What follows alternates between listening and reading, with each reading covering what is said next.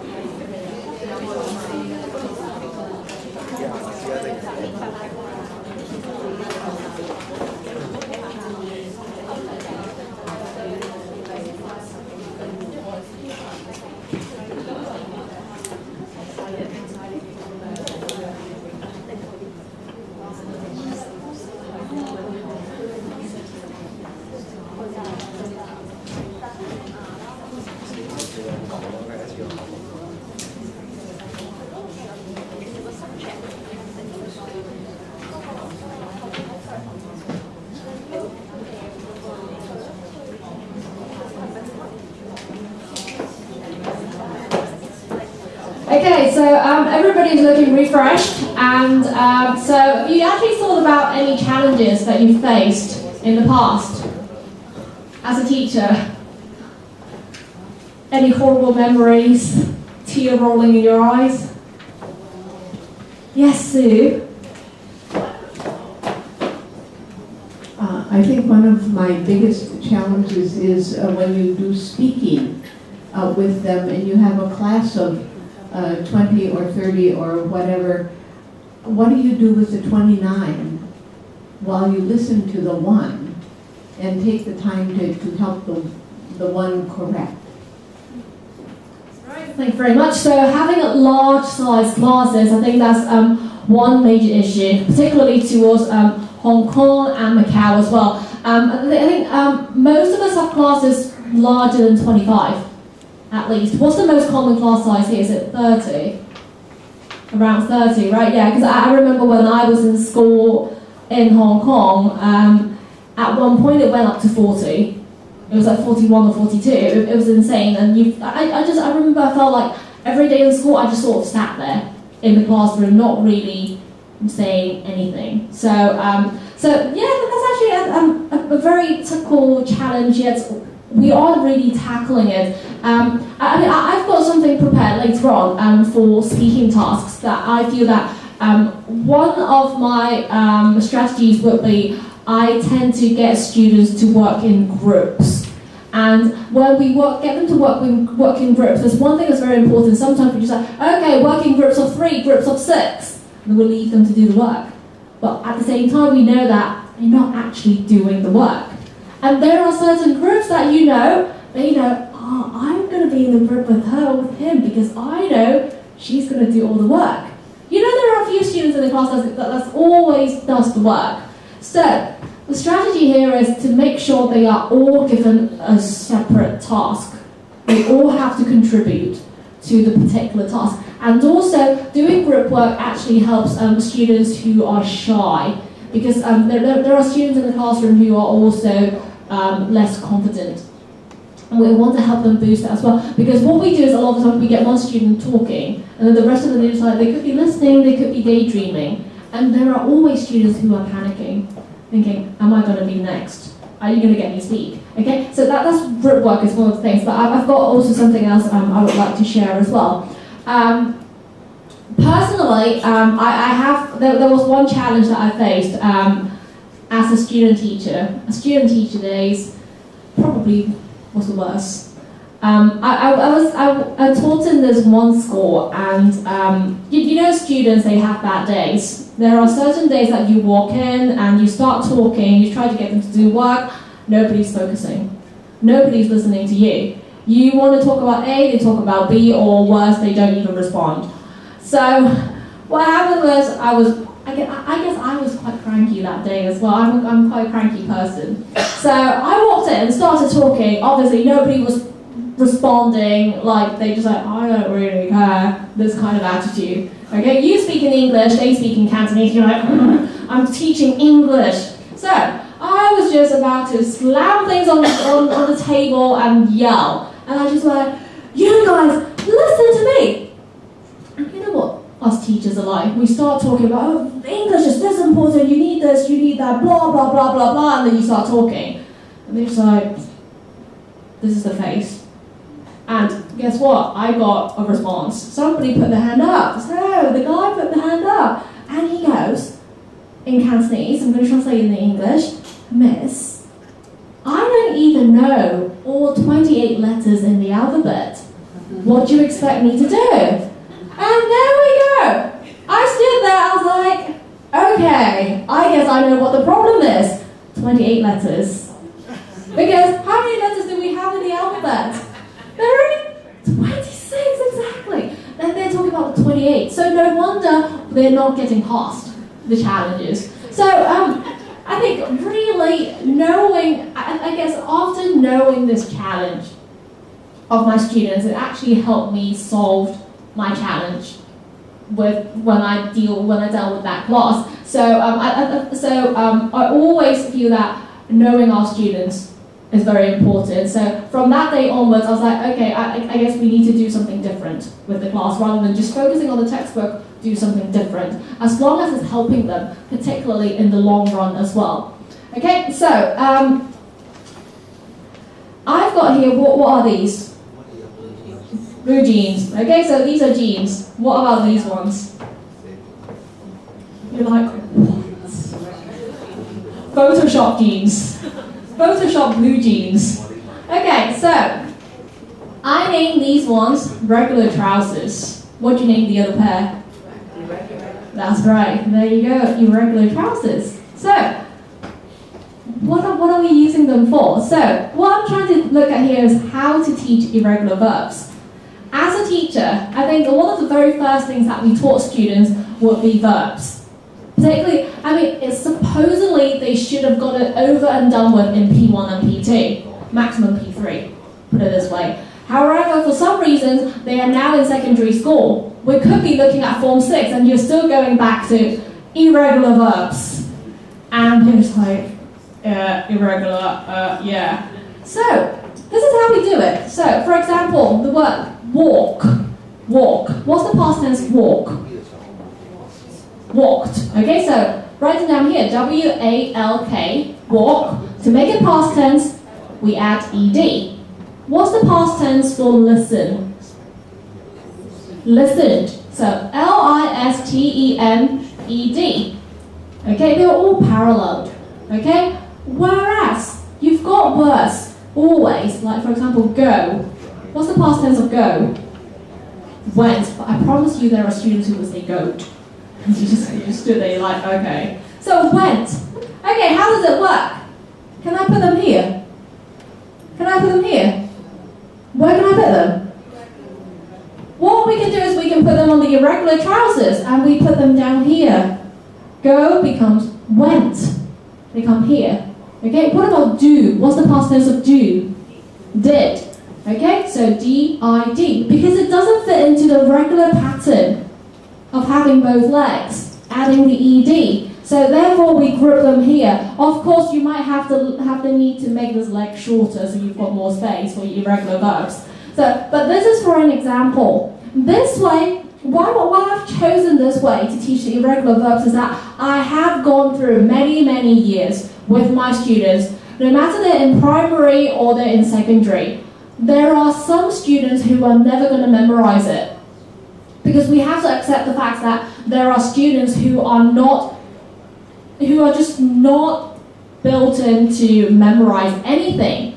Some of them, visual learners, this is what I was talking about.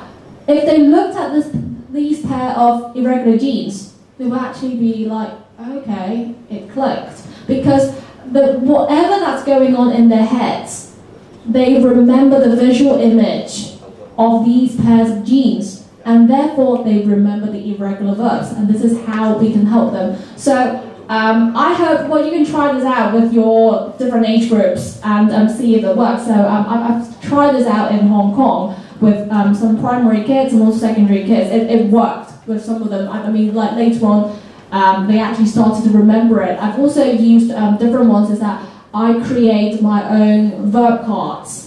So I was helping in a well, I hate to use the word, we shouldn't use the word weaker students as teachers, but students of lower level, let's say, that school. So basically it was a secondary school. We were working on an English fun day, and their level is basically lower primary when they're already in secondary. So we were trying to work on irregular verbs. So what I did was I've got cue cards that are A5 sizes, so they were like bright yellow, bright orange. What I did was I used very basic words. For example, the word walk, words like listen, words like stay. And then I drew a little picture on it. It doesn't have to be anything fancy. It could be just a matchman walking. Back to basics, basic drawing. And one card is like that. The other one is the past tense version, walked.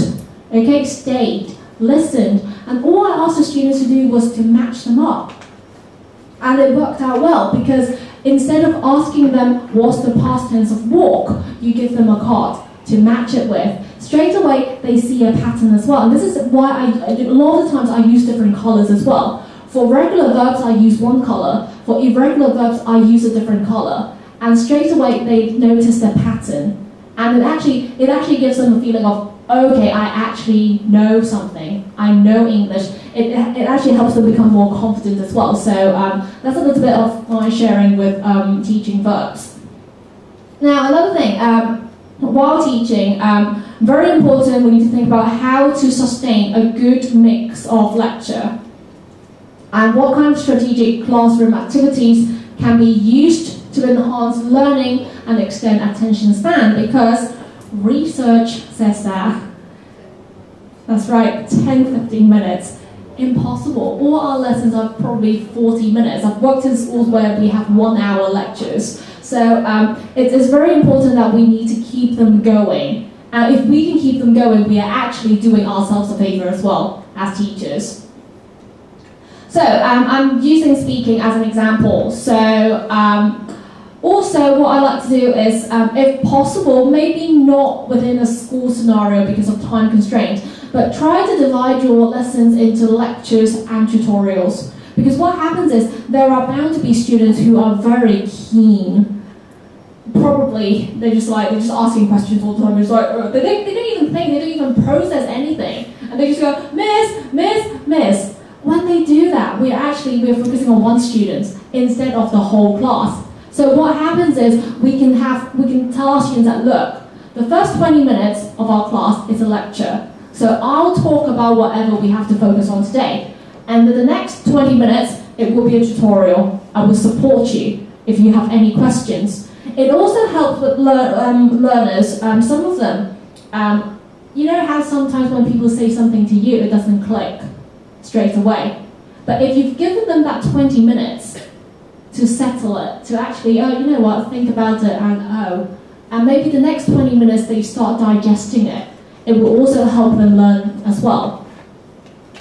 So I've got some sample speaking questions here. So for part 1, speaking, is introduction and interview. So very, very common questions. They will say, let's talk about your hometown and village. So for us living in Hong Kong or Macau, what happens is your students will go, I don't live in a village. What am I going to do? There are no trees around. I live in a building. Okay? Ignore it. They're just basically asking you, let's talk about where you live. It's just another way to phrase the question. So, there are some questions you can think about. What kind of place is it? What's the most interesting part of your town or village? And what kind of jobs do people do in your town or village? So these are very, very typical questions for part 1 IELTS exam. For part 2, it gets slightly deeper. Students get a cue card like this, and the beginning part is always describe something. Okay, for my question, describe something you own, which is very important to you. And students are given 4 bullet points. Okay, you should say where you got it from, how long you have had it, what you use it for, and explain why it is important to you. Students will be told that they will have to talk about the topic for 1 to 2 minutes. Okay, my suggestion is that you talk up to 2 minutes because the examiner would expect you to do so. And students will have 1 minute to think about what they're going to say, and they will actually be given a piece of paper and a pen to make some notes. And so, some classroom activities there, before we actually dive into the questions. I don't really like diving into the actual questions straight away. It doesn't really engage students. So, there's 4-part teaching strategies I have used for IELTS speaking. So first of all, breaking the ice. Secondly, understanding the question, and then setting the goal, and then we can go to peer evaluation and applying knowledge. So the first one I've got for breaking the ice is in your notes, is the cube speaking game. And we've got understanding the question, question types, close-ended versus open-ended. Expectations, length of answers. I think giving them the expectation really help them create their own answers. And also setting the goal, giving the model answer. And peer evaluation at change of awareness is the like and dislike game, which works out the same. So breaking the ice. A lot of times I feel that I've known my students from September to now for almost 2 months. What kind of ice do I still have to break? Or maybe you're teaching the IELTS later on in the school year. You're thinking, really? I even know the name of my students' pets. What kind of ice have I got to break here? Now, well, you know what? The ice is created every single time you walk into a classroom and say, can you speak? Can you talk about this? Can you talk about that? Straight away, it's just frozen. Everything is eyes everywhere. Okay? Because they're just like, no, I'm not going to talk. And their heads start going like this.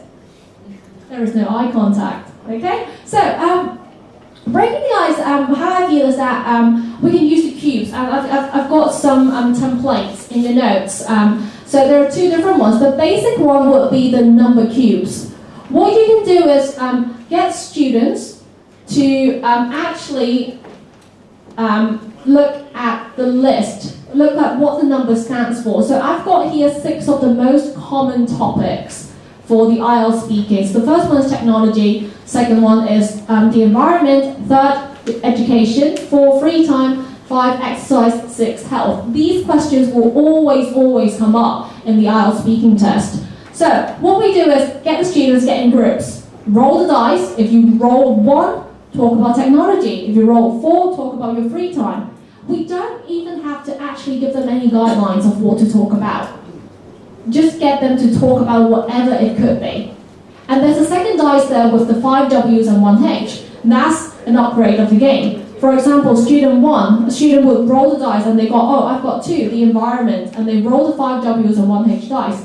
Okay? And they've got the word what. Okay, so what is your local environment like? They could use the words to actually create questions themselves if they are if they're familiar with the L2. However, I also understand that there are sometimes we've got students who are not so confident with the L2. So what we can do is we can actually conduct this activity in their mother tongue. The goal is to break the ice and get them talking. It's not so. I think sometimes we've got the long-term goal over there, and we just try to dive for it. Okay, so go back a little bit.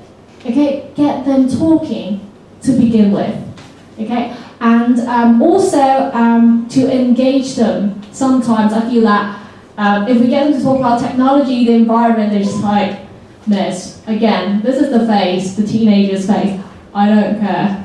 Okay, they're not really going to talk about anything. So change these topics. So for example, right now I know Facebook is everything for our students. If they well, you know what? If I told them Facebook has closed down, they're going to be like, oh no! They're just not going to come to school. They're just going to stay home and cry.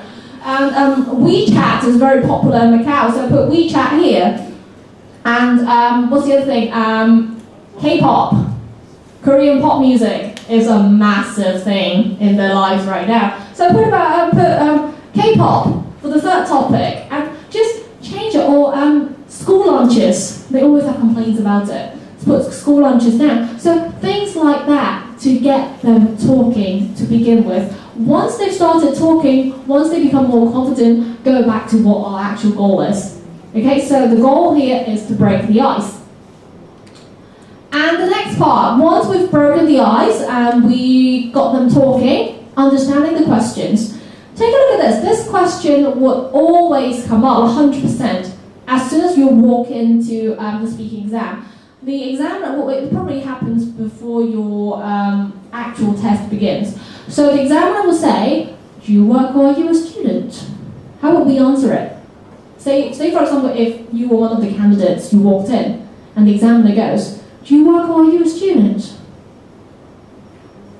It's quite an awkward question, isn't it? There are actually 2 questions there, like, do you work? Are you a student? It's basically like, how could you possibly ask these 2 questions together at the same time? Okay, let's split the question. What if I said, do you work? What would be your answer? Do you work?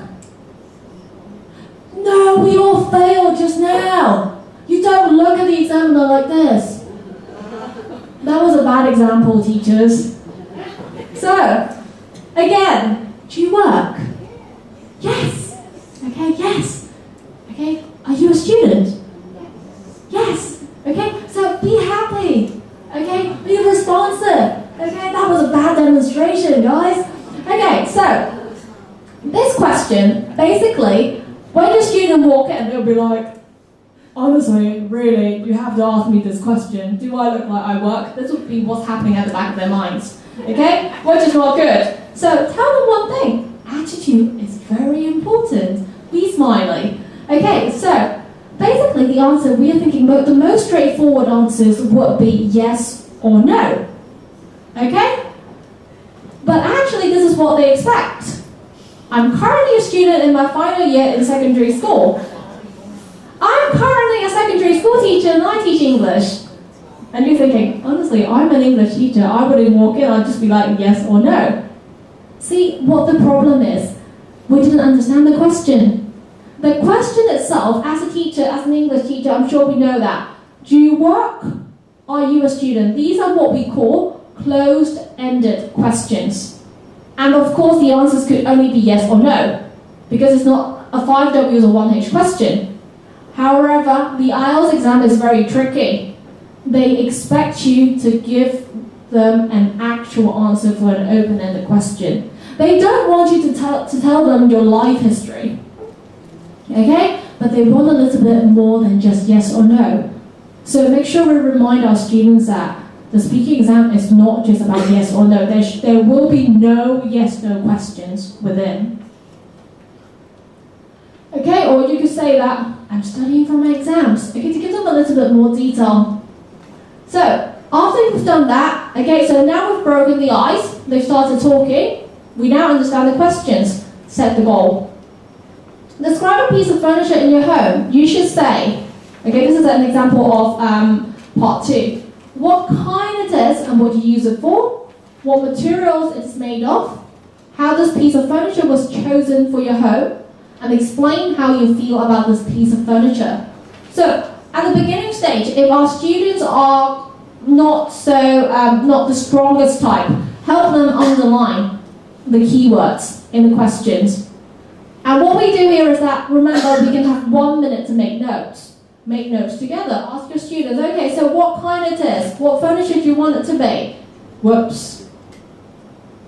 So I've shortened it here. What kind of furniture do we want it to be? So I've decided today I want to talk about writing desk.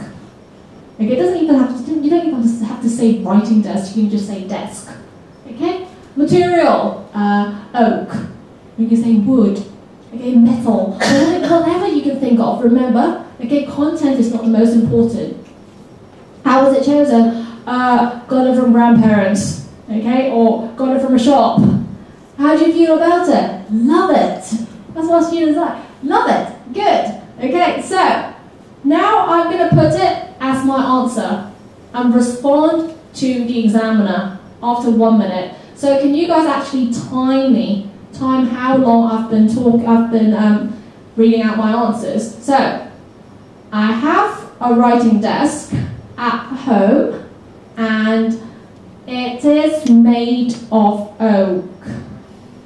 I got it from my grandparents and I love it. How long have I used just now? 20 seconds. I tried. Look, have I actually answered all the questions on the cue card? Have I completed the task? Technically speaking, I have completed the task. I have talked about all 4 bullet points. Grammatically speaking, am I correct? I am correct, grammatically speaking. However, what have I not done right? Fluency, it was just, I have a writing desk. It doesn't sound natural. Okay, so fluency is one problem. And also, how long did I take for my answer?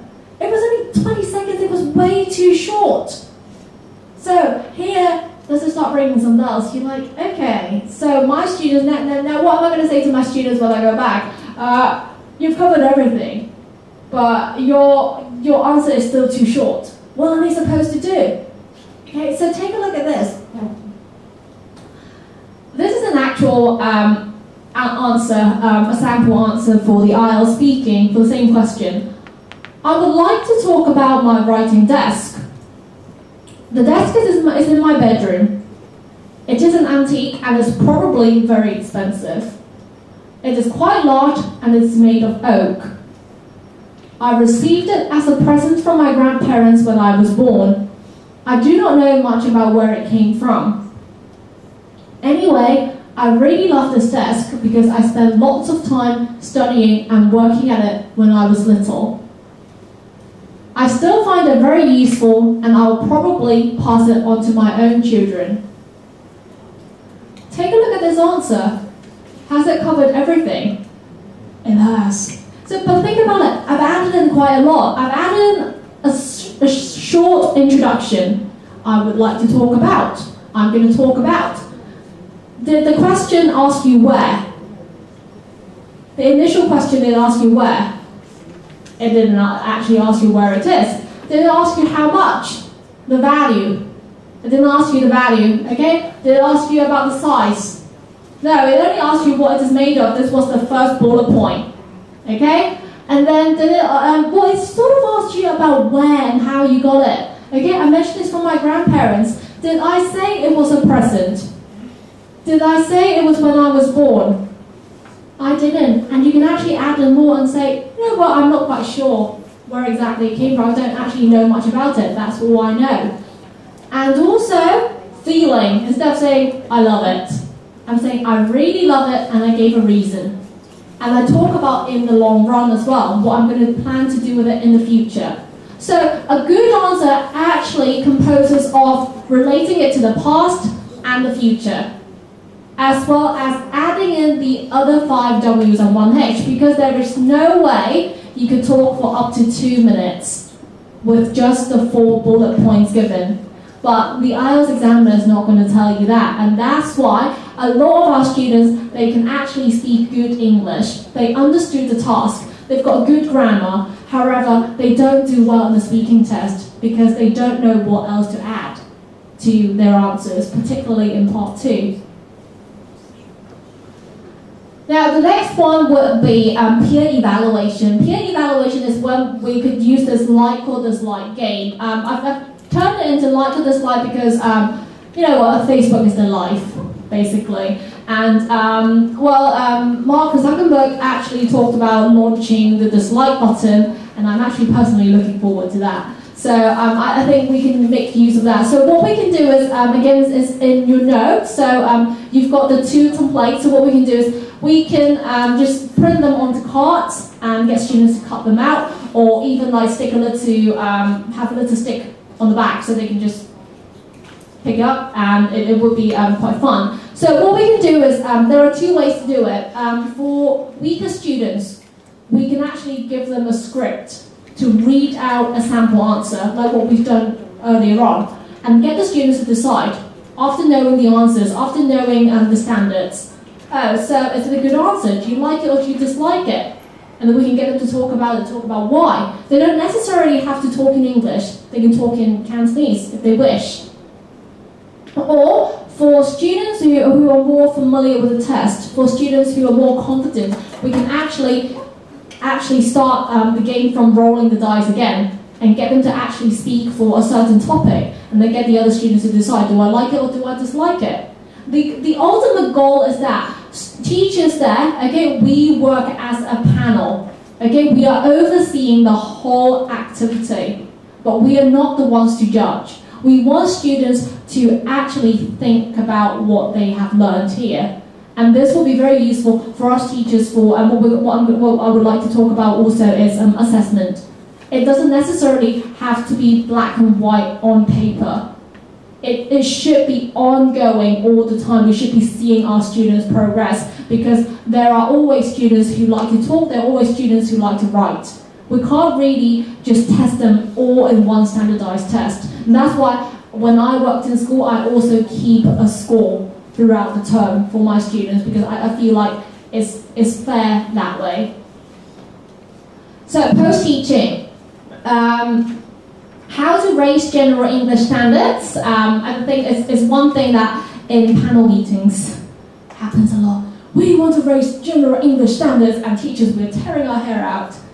And how to conduct assessment, like I mentioned earlier on, monitor progress, and provide audio and visual support for homework. How often do you guys do it in Macau? Audio and visual support. Is it popular? I think the previous experience I've had is that it's not yet quite popular here in Macau, but in Hong Kong, the last few years, it's become something quite big, using audio and visual. And also enhanced grammar towards the end, of course. So raising English standards, personally, I use YouTube videos, and particularly for the IELTS test, targeting at it, different accents.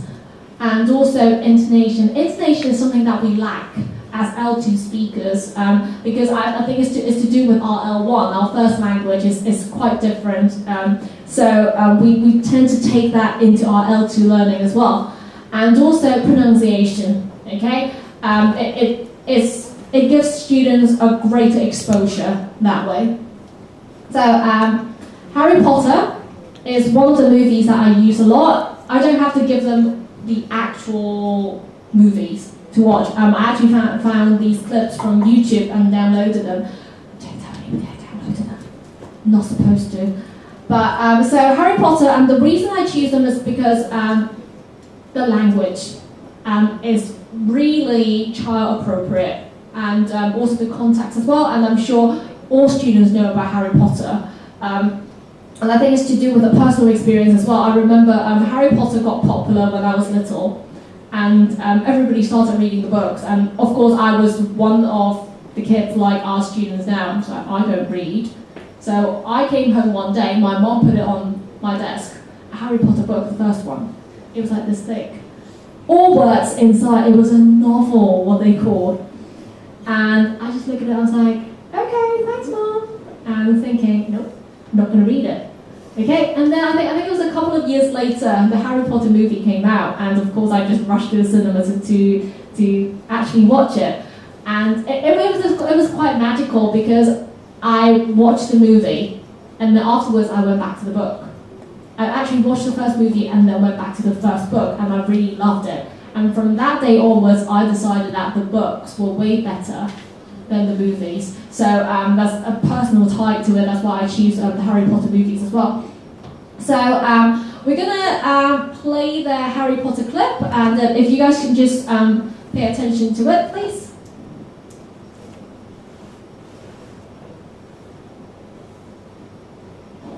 It's true then, what they're saying on the train.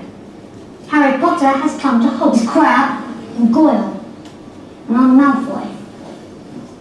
Draco Malfoy. Think my name's funny, do you?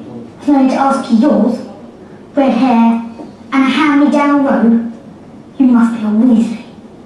You'll soon find out that some visiting families are better than others, Potter. You don't want to go making friends with the wrong sort. I can help you there. I think I can tell the wrong sort for myself, thanks.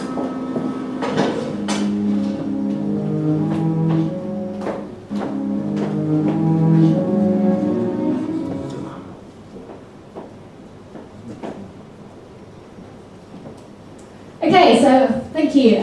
So Harry Potter, what we noticed just now is the accent, in terms of accents, is really British. It's really clear, particularly because they're little kids as well. So the language, like I said, is really appropriate. There are no swearing words, no dodgy words whatsoever. And also at the same time, if you, how are we familiar with the UK? Not really, but basically Harry Potter and Draco Malfoy. Harry Potter's from South London, if I didn't remember wrong, and Draco Malfoy himself, he is from Surrey, which is also just below London. So the kind of English that they speak is very, very standard. So therefore, it's easy for our students to understand. And we can make use of it to help them to practice the listening. Because this kind of accent would always take place in the IELTS listening test. We're also going to take a look at Billy Elliot. Are we familiar with the movie? Billy Elliot, the boy who dances, amazing movie. So could we play the Billy Elliot clip as well, please?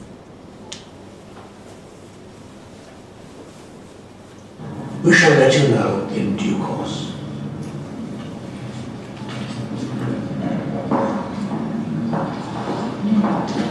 Just one last question. Can I ask you, Billy, what does it feel like when you're dancing?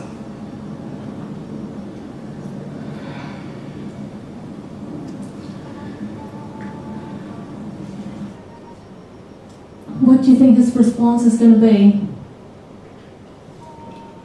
Does this face look familiar? When you ask your students questions, this is what they look like. They're like, Okay, guess what he's going to say? A typical answer when you ask your students questions, what do they usually say? I don't know. That's right, they say, I don't know. Don't know. And this is your face. They say, don't know. And you're like, are you serious? I talked about it just 2 minutes ago and you're saying you don't know. So it feels good. Oh, and they start talking. And so can you see the sparkle in your eye? You're like, oh, okay, they start talking. There's something good coming out, okay? Sort of stiff in that. But once I get going, then I like forget everything. And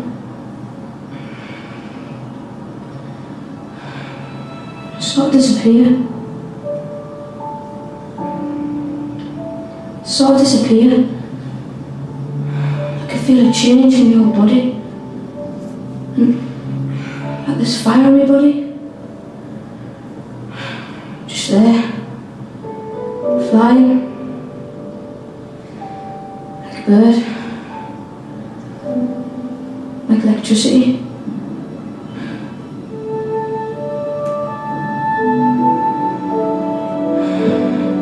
Yeah. Like electricity. You see the man's face. He's like, wow, he's actually saying something really good. And this is the kind of face that students want to say. Like, yes, I proved the teacher wrong. Have a safe journey home.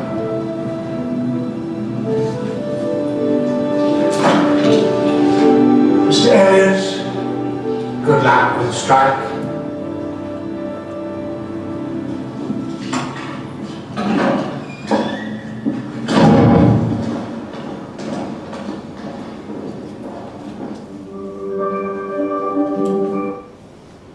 Okay, thank you. So, Billy Elliot, sorry, is meant to be a very touching scene. Okay, I'm not supposed to make fun of it. So, the man starts off saying, we shall let you know in due course. And the lady says, just one last question. Can I ask you, Billy, what does it feel like when you're dancing? Now, when you were listening to this, it sounds pretty similar to the previous clip in Harry Potter. And you're still thinking, okay, the English is quite standard. And then when Billy starts talking, how does he say it? Dunno. He wasn't saying don't know. Do you think Harry Potter will say dunno? Harry Potter will say don't know. He says dunno. Sort of feels good. Sort of stuff in that, but once I get going, then I like forget everything. And sort of disappear. It's all disappeared. Do you want me to speak like this? For the rest of this? Why not? Why are you guys laughing? What's wrong with the way I speak? What's wrong with it? How does it sound different? Marginal. How is it marginal? Is it the kind of English that we hear a lot, quite often? Don't know. This is your face. Your face is like, no. Well, this is actually, Billy is from Durham. Durham is in northeast of London, so up north. So typically, like many countries, northeast is quite different. So typical northern accent. So that's why if our students listen to it for the first time in an IELTS listening clip, they are not going to understand much from it. They'll probably start giggling in the seats and just miss out whatever that's on the listening track. Okay, so let them have a variety of accents. Okay, and if you go to towards the end. Okay, instead of saying flying, what does Billy say? What does Billy say? He doesn't say flying. What does he say? Come and try it. Flying. Say it. 1, 2, 3. Flying. Flying. Come on, try it. Come on, teachers, we have to do it. Flying. I promise you, if you do it in front of your students, they'll love you. They'll be like, ah, she's doing it. Okay, electricity instead of electricity. Okay, so let them be exposed to different kinds of accents. And then the man says, have a safe journey home. And Mr. Elliot, good luck with the strike. So again, it's actually a nice clip because it's got a nice contrast of the different accents. Or you can actually compare it with the Harry Potter movies. Okay? Now the third one, I've got Shrek. Are we familiar with Shrek? The green ogre. Okay, so there are 3 words I would like you to focus on. The first one is swamp, and then you've got half, and then you've got back.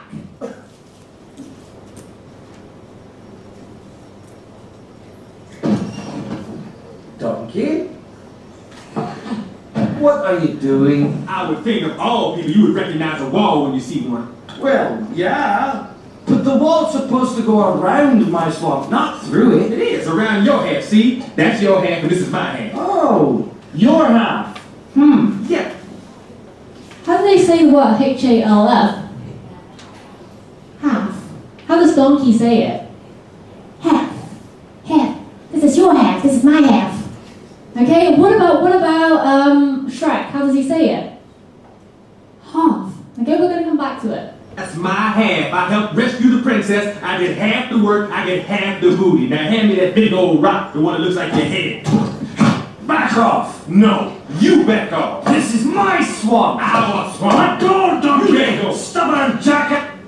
Okay, thank you. So, well, this is why I don't really use Shrek a lot, because there are some bad words. Okay, students are not supposed to really listen or see it. The good thing about this clip is when I downloaded it, it comes with subtitles, so it makes life a little bit easier, particularly if our learners are not particularly strong with listening. So, however, there is also a way to get around it. You can use Windows, I think it's Media Player. I've done it once. You can add in your own subtitles, but that's a lot of work. That's a lot of work. Okay, so going back to the first word, swamp.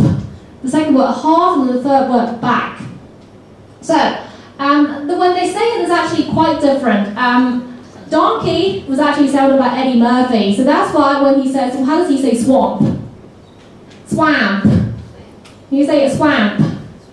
Swamp. Come on, teachers. 1, 2, 3.